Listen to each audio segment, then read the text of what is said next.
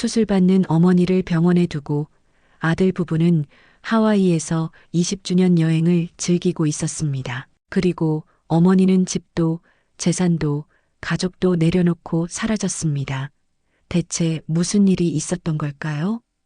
이 이야기는 서울 강동구에서 시작됩니다. 68의 나이에 위암 판정을 받은 한 어머니, 그녀는 마지막으로 가족을 믿고 싶었습니다. 하지만 믿음이 무너지는 데는 단 하루면 충분했죠. 오늘의 사연 여러분이라면 용서할 수 있습니까? 영상 재밌게 시청하시고 여러분이 지금 어디에서 시청하고 계신지 댓글로 남겨주세요. 이강선은 병원 침대에 누워 천장을 바라봤습니다. 하얀 형광등이 눈부시게 빛나고 있었죠. 내일이면 위암 수술을 받게 됩니다. 68살, 이런 큰 수술은 처음이었어요. 어머니, 걱정 마세요. 수술날 꼭 갈게요. 며칠 전 태훈이 했던 말이 귓가에 맴돌았습니다. 아들의 목소리는 확신에 차 있었죠. 하지만 며느리 수연의 표정은 좀 달랐어요. 뭔가 어색한 기색이 스쳐 지나갔거든요. 사실 수연은 이미 결혼 20주년 기념 하와이 가족여행을 예약해놨습니다. 항공편도 호텔도 모든 게 준비된 상태였어요. 시어머니 수술날과 겹친다는 걸 알면서도 취소할 생각은 없었죠. 1년에 한 번뿐인 가족여행을 위암 때문에 포기할 순 없다고 생각했거든요. 윤희 학교 일정 때문에 수술 당일엔 못 갈 것 같아요. 수연이 보낸 문자 메시지였습니다. 거짓말이었죠.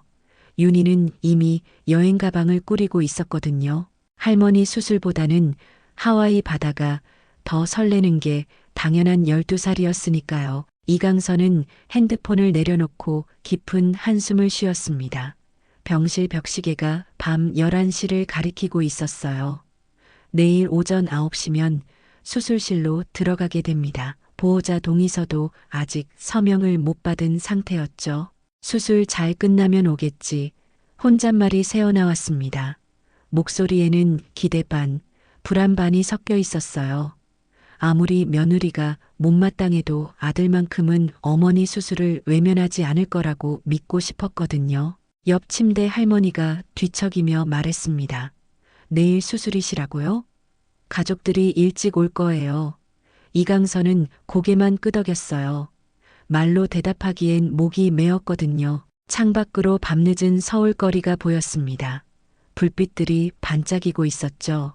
저 어딘가에서 아들 가족이 내일 일정을 정리하고 있을 텐데 정작 어머니는 홀로 수술을 앞두고 있다니요.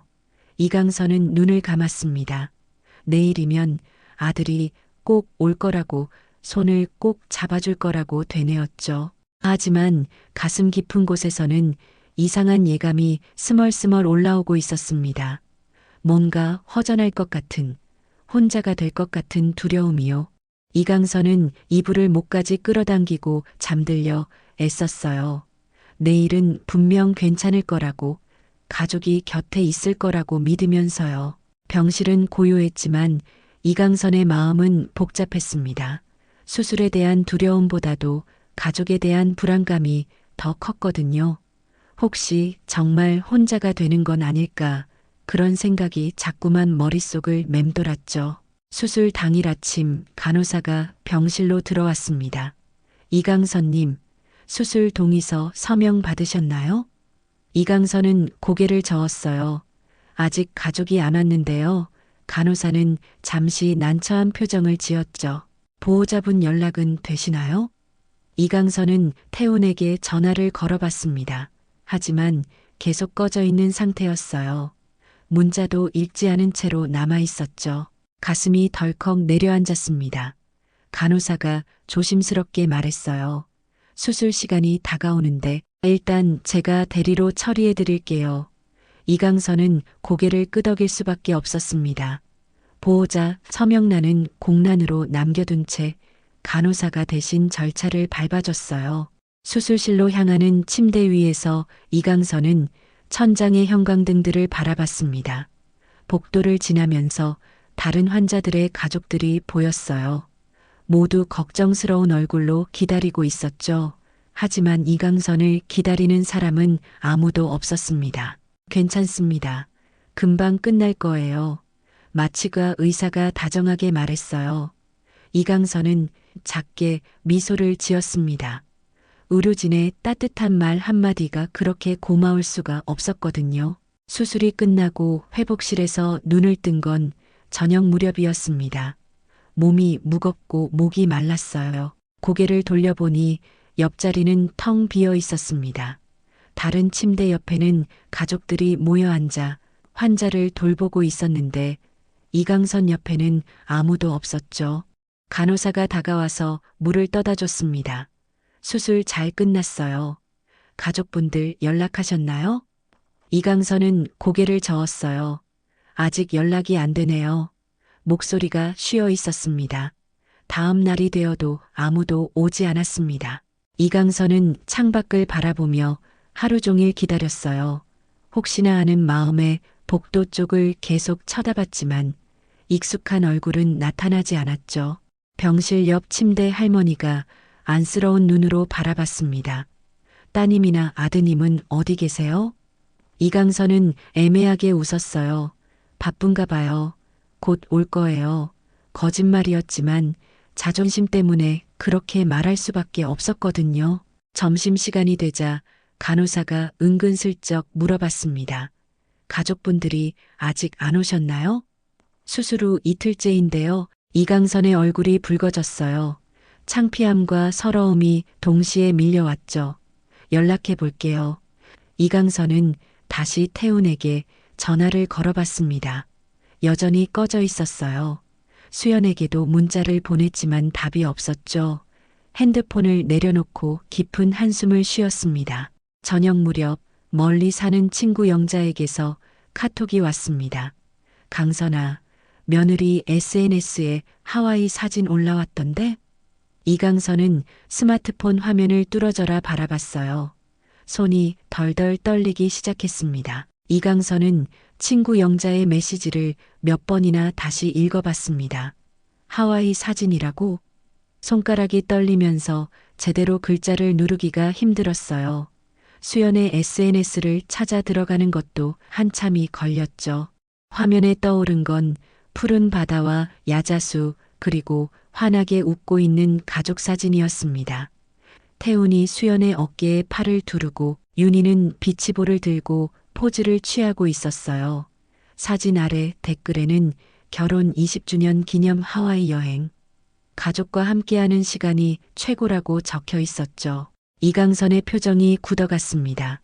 입술이 바짝 말라갔어요. 수술 당일 올린 사진이었거든요. 자신이 수술대 위에서 생사의 고비를 넘나들고 있을 때 가족들은 하와이 해변에서 신나게 놀고 있었던 거죠. 아, 그렇구나. 중얼거린 목소리가 공허하게 울렸습니다. 배신감이 가슴을 파고들었어요. 며느리, 거짓말한 건 저도 예상했지만 아들까지 이럴 줄은 몰랐거든요. 30년 넘게 키운 아들이 어머니 수술보다 여행을 택했다는 현실이 믿기지 않았어요. 옆 침대 할머니가 걱정스러운 눈으로 바라봤습니다. 괜찮으세요? 얼굴이 하얗게 되셨는데요. 이강선은 고개를 저었어요. 아니에요. 괜찮습니다. 하지만 목소리는 전혀 괜찮지 않았죠. 핸드폰을 내려놓고 천장을 바라봤습니다. 눈물이 차올랐지만 참으려고 애썼어요. 병실에 다른 사람들이 있는데 울 수는 없었거든요. 하지만 눈물 한 방울이 뺨을 타고 흘러내렸습니다. 그날 밤은 잠이 오지 않았어요. 이강선은 계속 핸드폰을 들여다봤습니다. 하와이 사진들이 계속 업데이트되고 있었거든요. 호텔 풀장에서 놀고 있는 윤희, 석양을 배경으로 찍은 부부 사진, 맛있어 보이는 현지 음식들까지요. 내가 뭘 잘못했나 혼잣말이 새어나왔습니다. 아들을 키우느라 평생을 바쳤는데 정작 아들은 어머니가 아플 때 곁에 있어주지 않았어요. 서러움과 분노가 뒤섞였죠. 다음 날 아침 의사가 회진을 왔습니다. 수술 잘 되셨어요. 이제 퇴원 준비하시면 됩니다. 이강선은 고개를 끄덕였어요. 언제쯤 퇴원할 수 있나요?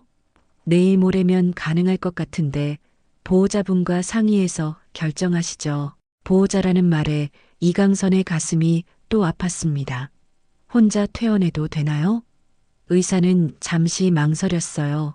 가능하긴 하지만 며칠은 누군가 돌봐줄 사람이 있으면 좋은데요. 이강선은 쓴웃음을 지었죠. 퇴원 전날 밤 이강선은 중요한 결심을 했습니다. 집에 들르지 않기로 한 거예요. 가족들이 여행에서 돌아와서 뒤늦게 찾아와도 받아주지 않겠다고 마음먹었죠. 자존심이 상했고 무엇보다 실망이 컸거든요. 핸드폰을 들고 부동산 앱을 검색해 봤습니다. 강동구 아파트 매매 손가락이 화면을 터치했어요. 새로운 시작을 해야겠다는 생각이 들었거든요. 더 이상 이런 서러움을 당하며 살고 싶지 않았어요. 퇴원 당일 이강선은 택시를 타고 곧장 부동산으로 향했습니다. 집에 들르지도 않았어요. 가방 하나만 들고 나온 모습이 초라해 보였지만 마음만큼은 단단했죠. 이 집 팔아주세요. 가격 상관없어요. 당장요. 부동산 사장이 놀란 표정을 지었습니다. 어머니, 갑자기 왜 그러세요? 가족분들과 상의는 해보셨어요? 이강선은 고개를 저었어요. 상의할 사람 없습니다. 제 집이니까 제가 처분하는 거죠. 아파트는 이강선 명의였습니다. 남편이 돌아가시기 전에 정리해둔 것이었거든요. 부동산 사장은 서류를 확인하더니 고개를 끄덕였어요. 시세보다 조금 낮춰도 괜찮으시면 일주일 안에 처리 가능합니다. 좋습니다. 빨리 해주세요. 이강선의 목소리는 담담했어요. 오히려 마음이 편해지는 것 같았죠. 이제 더 이상 눈치 보며 살지 않아도 되겠다는 생각이 들었거든요. 그 주 내내 이강선은 모텔에서 지냈습니다. 몸은 아직 회복 중이었지만 마음만은 한결 가벼웠어요. 가끔 태훈에게서 전화가 와도 받지 않았죠. 무슨 할 말이 있겠어요. 일주일 후 하와이에서 돌아온 태훈과 수연이 집 앞에 도착했습니다. 열쇠를 꽂는데 문이 열리지 않았어요. 이상하네. 어머니가 자물쇠 바꾸셨나? 수연이 당황한 목소리로 말했죠. 태훈도 여러 번 시도해봤지만 마찬가지였습니다. 어머니, 어머니. 문을 두드리며 소리쳤지만 안에서는 아무 반응이 없었어요. 이상한 예감이 들기 시작했죠. 그때 안에서 낯선 남자가 나왔습니다. 부동산 사장이었어요. 여기 곧 새 세입자 들어옵니다. 이건 지난주 계약서예요. 계약서를 내밀며 말했죠. 태훈과 수연은 말을 잇지 못했습니다. 뭐라고요? 우리 어머니는 어디 계신데요? 태훈의 목소리가 떨렸어요. 부동산 사장은 어깨를 으쓱했죠. 글쎄요. 집주인분이 급하게 팔고 가버리셨는데요. 수연은 다리에 힘이 빠져 주저앉을 뻔했습니다. 이럴 수가 있나? 우리 하와이 갔다 온 사이에? 태훈도 창백한 얼굴로 계약서를 들여다봤어요. 분명히 어머니 서명이 맞았거든요. 거실로 들어가니 텅 비어 있었습니다. 가구들도 모두 사라졌어요. 다만 탁자 위에 메모지 한 장이 놓여 있었죠. 태훈이 떨리는 손으로 집어들었습니다. 내가 하와이에 있었을 때 난 수술대 위에 있었단다. 짧은 문장이었지만 가슴을 찌르는 말이었어요. 태훈은 메모지를 꽉 쥐고 주저앉았습니다. 수연도 옆에 앉으며 울음을 터뜨렸어요. 어떻게 이럴 수가 있어? 어머니가 어디 가셨는지 알아야 하는 거 아니야? 하지만 태훈은 대답할 수 없었죠. 자신들이 저지른 일의 크기를 이제야 깨달았거든요. 통장을 확인해 보니 잔고는 0원이었습니다. 집도, 돈도, 그리고 어머니도 모두 사라진 상태였어요. 하와이에서의 행복했던 기억들이 순식간에 악몽으로 바뀌었죠. 태훈은 메모지를 손에 쥔 채 한참을 멍하니 앉아 있었습니다. 어머니가 어디 가신 거야? 목소리가 떨렸어요. 수연은 창백한 얼굴로 집안을 둘러봤죠. 설마 우리가 하와이 간 걸 아셨나? 그럴 리가. 윤희 학교 일정 때문이라고 했잖아. 하지만 태훈의 목소리에는 확신이 없었어요. 어머니가 남긴 메모의 의미가 너무나 명확했거든요. 수연이 핸드폰을 뒤적이며 말했습니다. SNS에 사진 올린 게 문제였나? 친구분들이 보셨을 수도 있고 갑자기 등골이 서늘해졌어요. 어머니의 친구들 중에 누군가 사진을 본 게 분명했죠. 완전히 들켰구나. 태훈이 고개를 떨궜습니다. 어머니 수술날과 하와이 출국일이 정확히 같은 날이었거든요. 비밀로 했다고 생각했는데 다 들켰던 거예요. 수연도 눈물을 닦으며 말했습니다. 어머니 연락처라도 알아야 하는 거 아니야? 핸드폰도 안 받으시고 몇 번을 걸어봐도 계속 꺼져 있는 상태였거든요. 이강선이 일부러 차단한 것 같았어요. 태우는 병원에 전화를 걸어봤습니다. 저희 어머니 이강선인데 수술 후 상태는 어떠셨나요? 간호사가 확인해 주더니 말했어요. 수술은 잘 끝났는데 보호자 없이 혼자 모든 걸 처리하셨어요. 혼자요? 태훈의 목소리가 떨렸습니다. 수술 당일 꼭 가겠다고 약속했는데 결국 어머니는 혼자 모든 걸 감당하셨던 거죠. 수술 당일부터 가족분이 아무도 안 오셔서요. 전화를 끊고 나서 태훈은 벽에 기대섰습니다. 우리가 어머니를 완전히 버리고 갔구나. 목소리가 갈라졌어요. 수술날을 뻔히 알면서도 하와이를 택했던 자신들이 한심했죠. 수연은 소파에 주저앉으며 흐느꼈습니다. 어떻게 이럴 수가 있어? 우리가 뭘 한 거야? 하와이에서의 행복했던 기억들이 순식간에 죄책감으로 바뀌었죠. 며칠 동안 수소문해봐도 이강선의 행방을 알 수 없었습니다. 친척들에게 연락해봐도 아무도 모르고 있었어요. 태우는 회사도 제대로 나가지 못했죠. 윤희가 학교에서 돌아와서 물어봤습니다.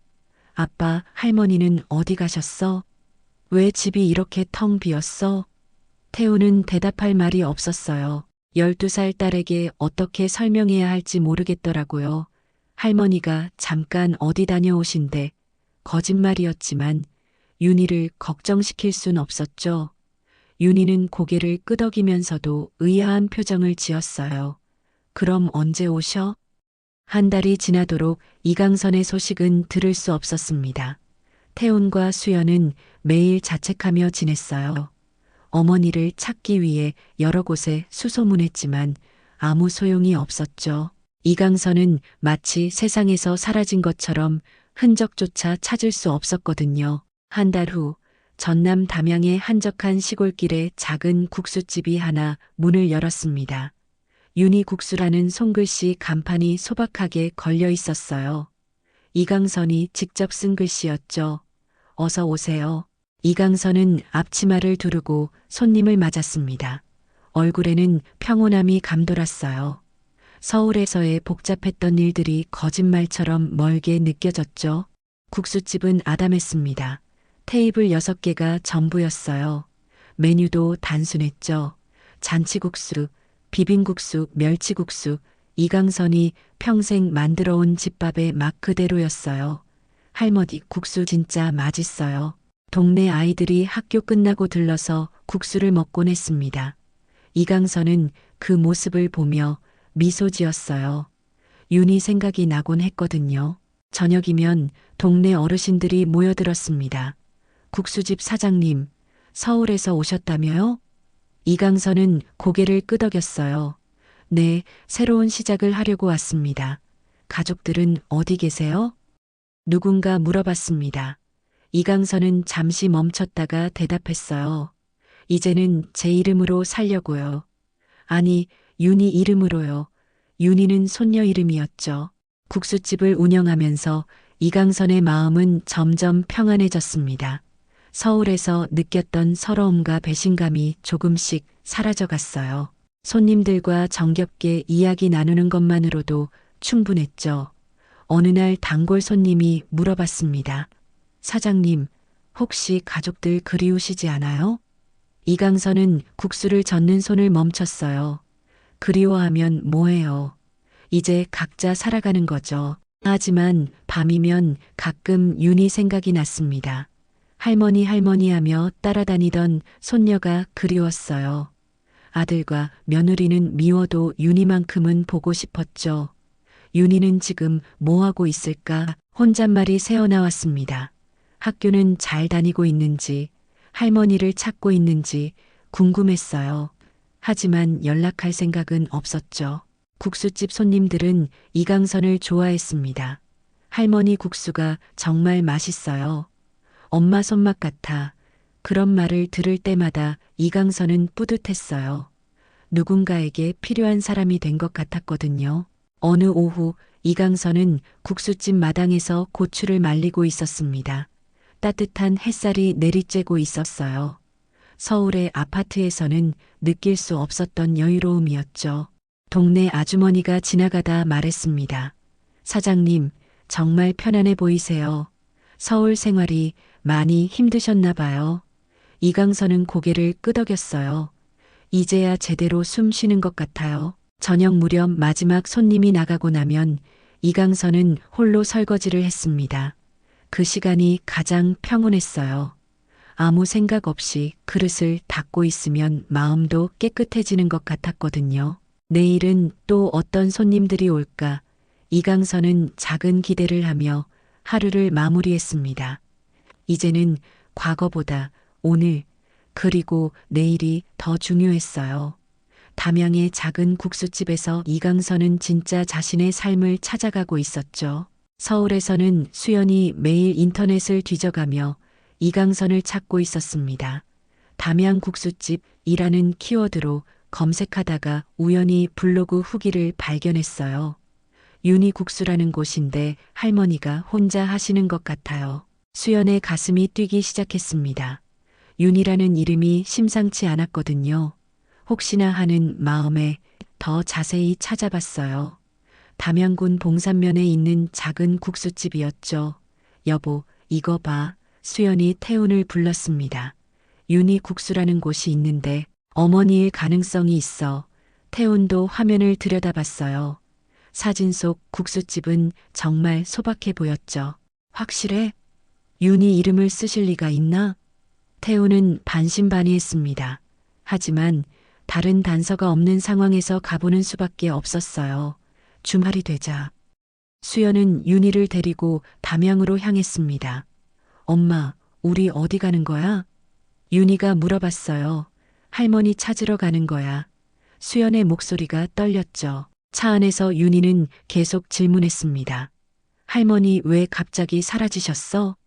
할머니가 아프신 건 아니야? 수연은 대답하기 어려웠어요. 어떻게 설명해야 할지 몰랐거든요.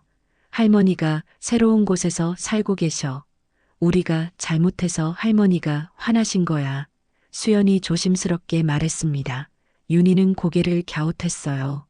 우리가 뭘 잘못했는데? 담양에 도착해서 국수집을 찾는 건 어렵지 않았습니다. 동네 사람들에게 물어보니 모두 윤희 국수를 알고 있었어요. 아, 서울에서 오신 할머니요? 참 착하신 분이세요. 국수집 앞에 서자 수연의 다리가 떨렸습니다. 정말 시어머니가 계실까? 만나면 뭐라고 말해야 할까 마음의 준비가 되지 않았어요. 윤희가 먼저 문을 열고 들어갔습니다. 할머니. 국수를 끓이고 있던 이강선이 고개를 돌렸어요. 윤희를 보는 순간 놀란 표정을 지었죠. 윤희야? 이강선의 목소리가 떨렸습니다. 한 달 넘게 보지 못했던 손녀가 눈앞에 있었어요. 기쁘면서도 당황스러웠죠. 수연이 수줍게 뒤따라 들어왔습니다. 고개를 숙인 채 말했어요. 어머니, 이강선은 말없이 그 모습을 바라봤습니다. 미운 마음과 그리운 마음이 동시에 들었어요. 어떻게 여기를 찾았지? 이강선이 조심스럽게 물어봤습니다. 수연은 인터넷으로 찾았다고 대답했어요. 한 달 넘게 찾았어요.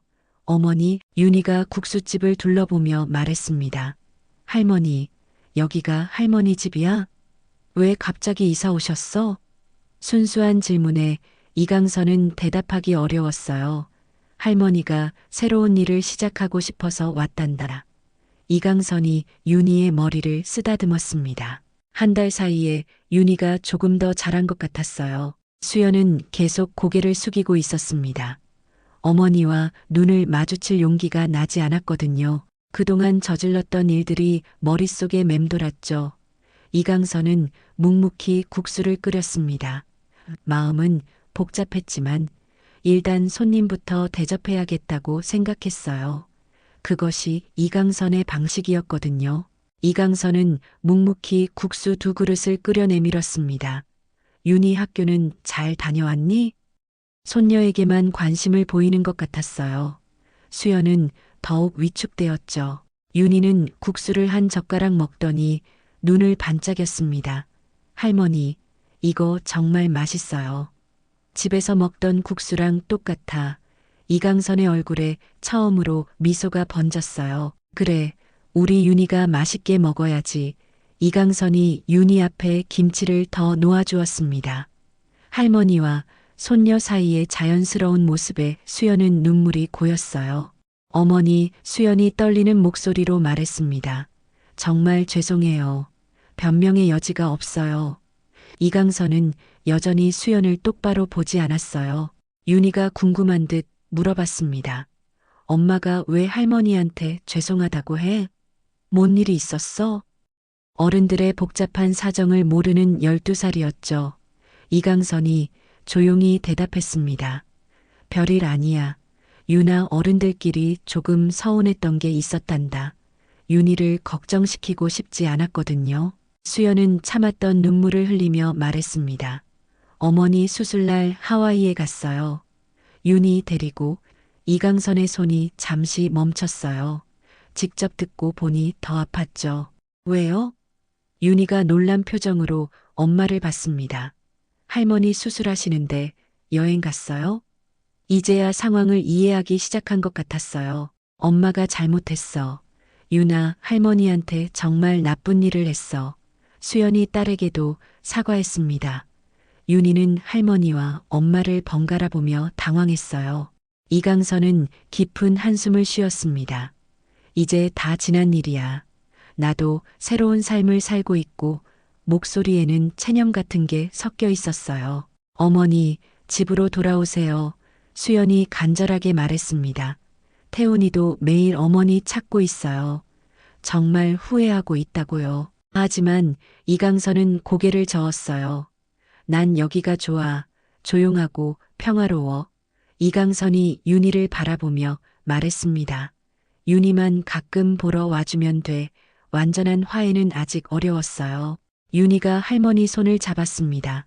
할머니, 저 자주 올게요. 방학 때는 여기서 지내도 돼요?